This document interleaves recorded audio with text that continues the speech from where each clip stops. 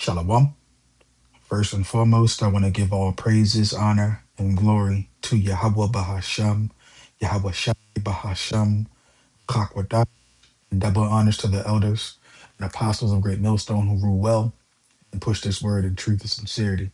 Peace and salutations to the hopeful elect pushing this word across the four corners of the earth and to the sincere Aqua listening and learning in silence. It's your brother Yadai from the DC Church, and Lord's will, this video will be edifying, short, straight to the point. And today's video topic is going to be based on the Strait of Hormuz. With all the global tensions going on now, the Strait of Hormuz is the topic of discussion, mainly because around 25% of global commerce runs through the strait, and Iran is currently occupied. I want to go here in Second Ezra 15, and then I'm just going to speak about how it's relevant to everything that's going on and how it can escalate within this third world war that we're currently in right now. But Second Ezra 15 and 28 and 29 says, Behold, in horrible vision, and the appearance thereof from the east, where the nations of the dragons of Arabia shall come out with many chariots, and the multitude of them shall be carried as the wind upon earth, that all they which hear them may fear and tremble. So the dragons of Arabia are referring to the Arab nations that will join together to come against the US and Israel. All right. So when you look at verse 30, it talks about also the Carmanians. Remember the Carmanians, raging in wrath, shall go forth as the wild boars of the wood, and with great power shall they come and join battle with them, and shall waste a portion of the Assyrians. So the Carmanians are referring to the ancient Persians, who are now called Iranians. So the ancient Persians, the one that's currently occupying land in Iran right now, that's who it's talking about when it refers to the Carmanians. And it talks about a wild boar. All right. So when you look at the wild boar, it's referring to the Persians' military and destructive power. Their strength, their ferocity, and it talks about the warriors that they have that's going to be participating in this current world war that's happening right now.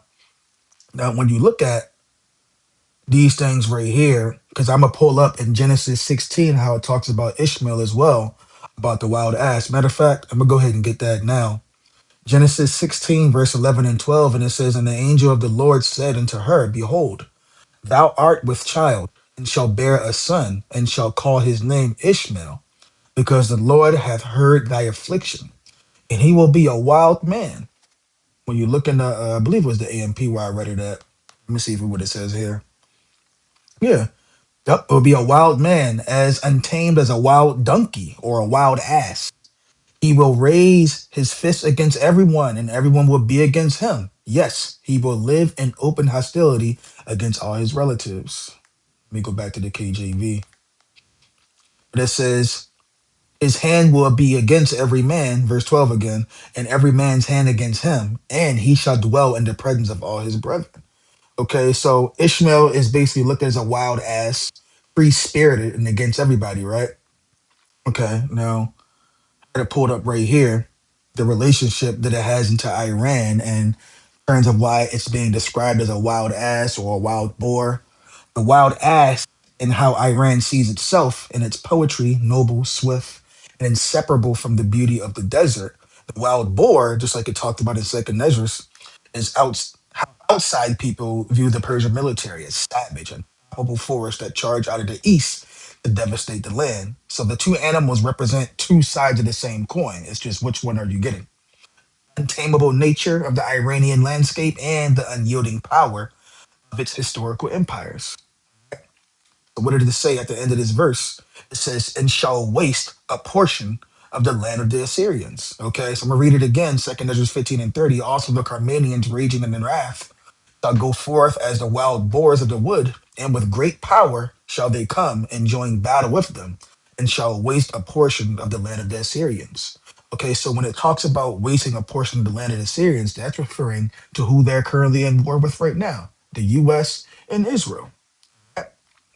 When you go down to 31, it says, And then shall the dragons have the upper hand, remembering their nature, and if they shall turn themselves conspiring together in great power, to persecute them. Then these shall be troubled, bled, and keep silence through their power, and shall flee. So, how do the dragons have the upper hand, like it talks about in verse 31? Well, you got to understand, they all come together, right? So, when you look at the relationship that they have, I'm going to go right here. Where do I have it pulled up right here? Okay, now I had it as a GPT conversation, Shalakia. But I'm going to get this up too, because it also goes into the fact that they have leverage. This is the reason why they can come out and demand certain things, right? Because they currently occupy the strait, and that puts a chokehold on the world. So that's actually one of the ways that they actually have leverage. It's because it's called a geographic chokehold. I wish I kept the conversation so I could just show you, but I'm gonna read what I got. But it says because Iran sits right next to the strait and controls the northern side of it, the waterway is very narrow, so Iran can easily monitor and threaten the ships that are attempting to pass through. Another way is through cheap and effective disruption. So they believe in asymmetric warfare. They're not gonna sit there and try to go blow for blow with the U.S. Navy and try to match up with them, because no matter how much they're disliked, they're still a very powerful military. So it's stupid. It's not wise to go up against them hand like directly missile for missile, blow for blow. It won't work out that way. So what do? They use mines, missiles, drones, fast boats. All these things are going to cost a lot more, and they're much harder to counter. Okay, but they also through cyber attacks. Going through cybernetic warfare and things like that. That's why a lot of the times when you look at things, I'm thinking about EMPs. Those things could possibly happen here in America. They're not going to try to attack you straight up. They're going to try to destabilize you in ways that you need, destabilize your people, make your own people turn against you. Okay. And it's cheaper for them to do it that way. It's easy to block and hard to fully secure, meaning even the limited attacks or threats can shut down traffic. Insurance starts to, ships start to avoid certain areas. So now they got to take the scenic routes. And that it costs more gas to refuel and actually go about and do certain things like that. So Iran can do that and have total control of the battlefield right now without actually having the same amount of strength. Okay.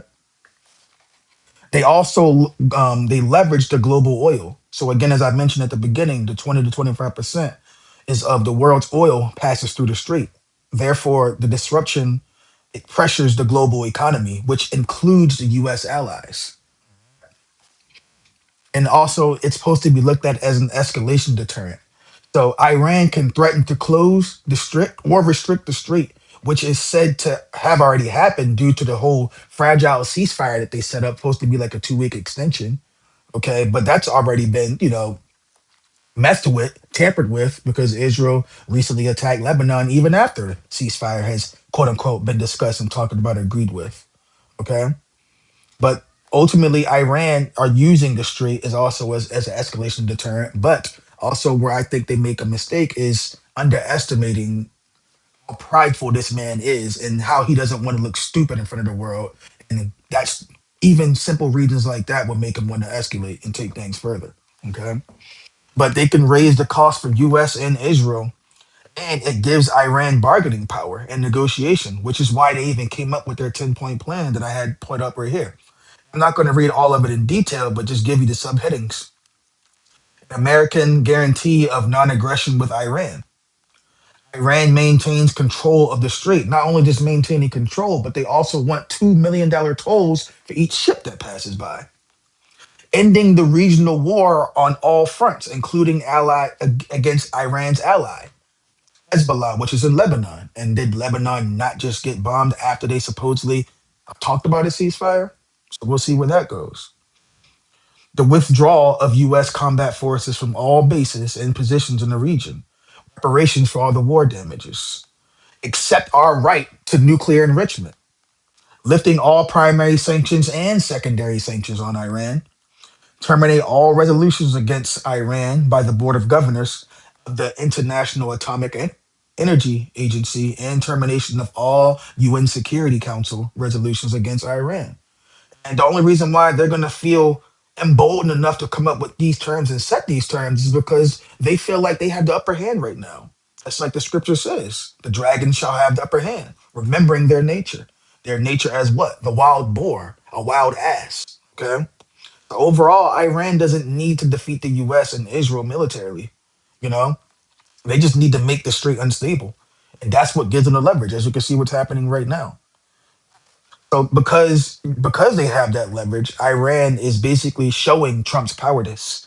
And that's the reason why in 32, where it says, then these shall be troubled, bled, and keep silence through their power and shall flee. Well, he's showing his cowardice and he's fleeing in certain ways. That's why when you say people hear people say Trump can't commit to his threats, he's acting like he's winning and claiming he's winning, but just also asking for help at the same time to help win, resort to deceitful tactics like, hey, call a ceasefire, but attack right afterwards.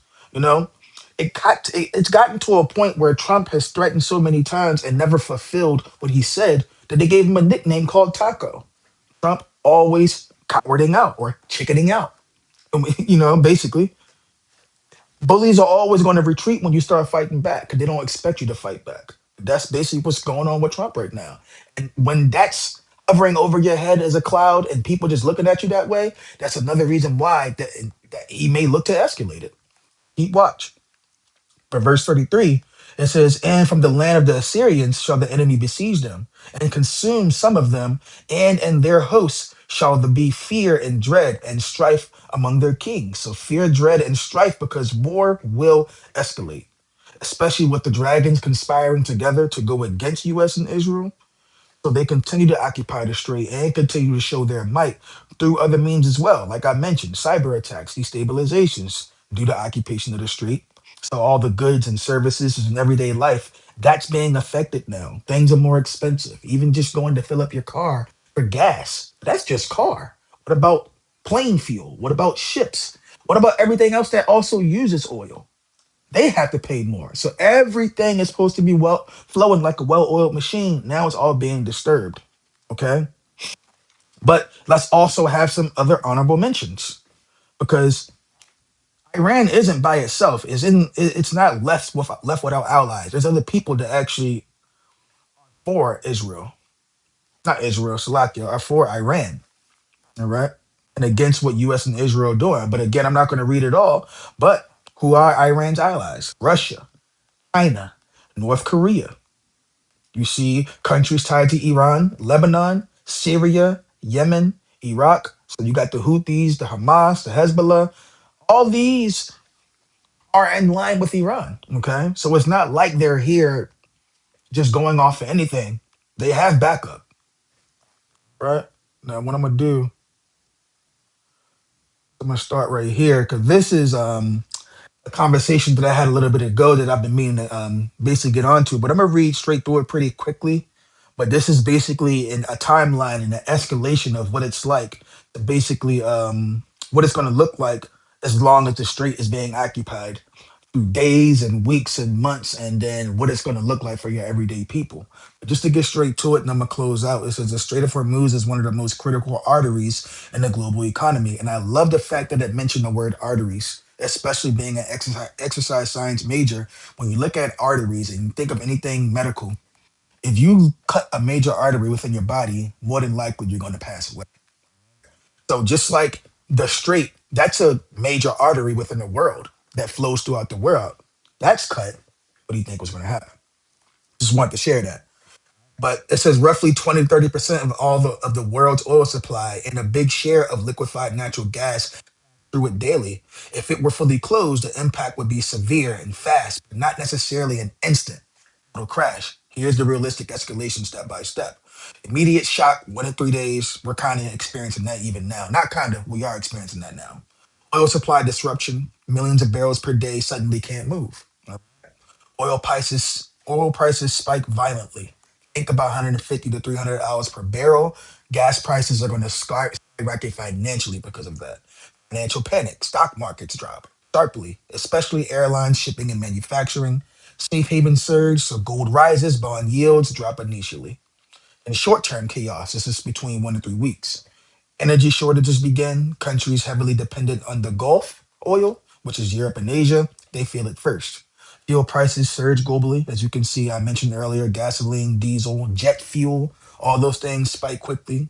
Shipping costs explode. So insurance and rerouting costs skyrocket. Like I told you earlier, that scenic route. And an inflation shock. Everything tied to energy, transport, and food manufacturing gets more expensive. Through the second and 6 weeks, the government emergency response, strategic reserves released, the US and allies. Rationing or subsidies may begin in vulnerable countries. Military presence escalates around the Gulf, high risk of conflict. As you can see, that's right there occupying the Gulf right now. Ships wouldn't be there for no reason, militarily and preparing if there was no war going on. Diplomatic pressure intensifies on countries like Iran, and I feel like that's what U.S. and Israel is trying to do with Iran. They're trying to get their allies to turn against them. Like, hey, look, the oil's being cut. That's affecting you too. I think you should say something and do something about this. But it's not working because they saying, look, you deal with that. Okay. The global economic slowdown. Matter of fact, I just seen a video. I don't know how true it is, but Iran is supposedly quote unquote letting things pass by. It's just their enemies aren't passing by.